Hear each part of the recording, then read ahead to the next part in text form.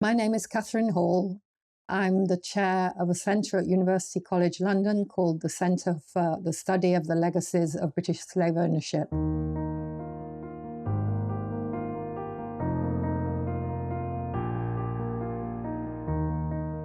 Welcome to my ex.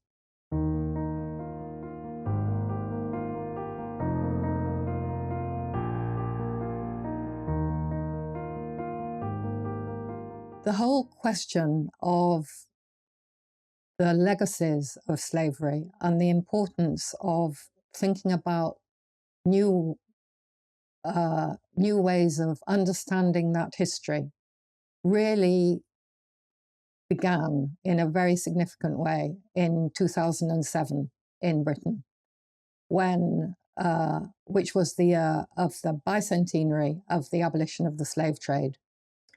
And in the context of that bicentenary, Black activists and historians and writers and documentary makers, all kinds of people who had been thinking for a long time about the forgotten histories of slavery and the way in which abolition, the story of abolition, had displaced the history of the violence, coercion, and destruction associated with slavery and the British Empire.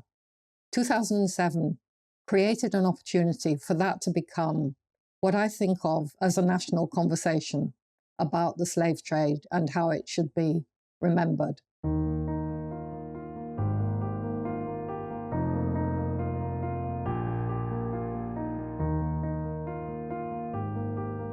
The way in which the history had been written from the time of the abolition of the slave trade onwards was in terms of abolition and emancipation being part of the history of progress, and that being the way in which Britain had led the world.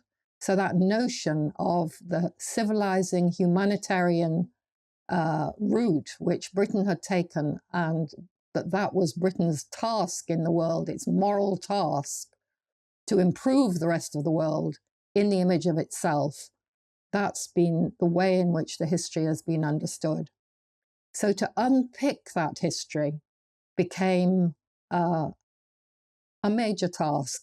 And it's been taken up in so many different ways by writers, by artists, by historians, by people making television programs and radio programs and so on.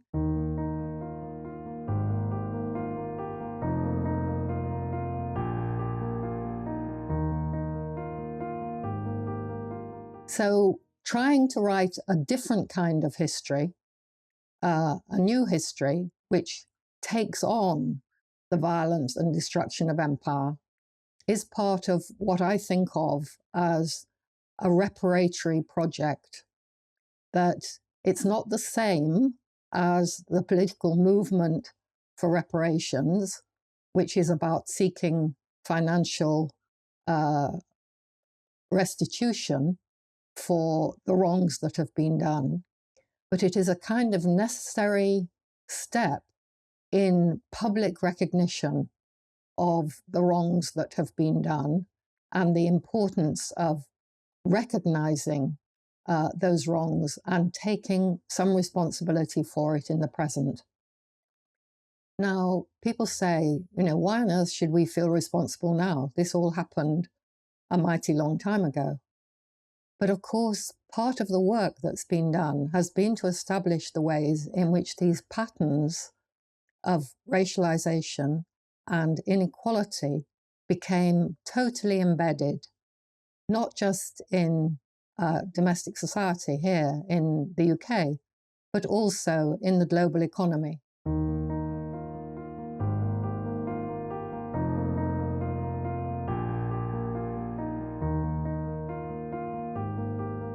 The patterns of inequality that I've been talking about in terms of social and economic lives, in terms of people's health, in terms of people's levels of education, these are all vitally important. These are the ways in which patterns of racialization are embedded in our social and political and economic institutions. But these patterns of difference and inequality also live in people's inner lives, in people's sense of themselves and who they are, and and their difference between themselves and others.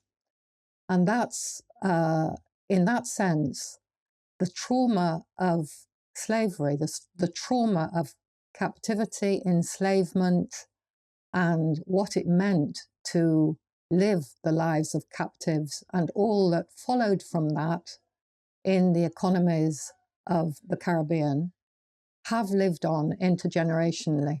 So if we think, for example, of the ways in which enslaved people never had burial grounds.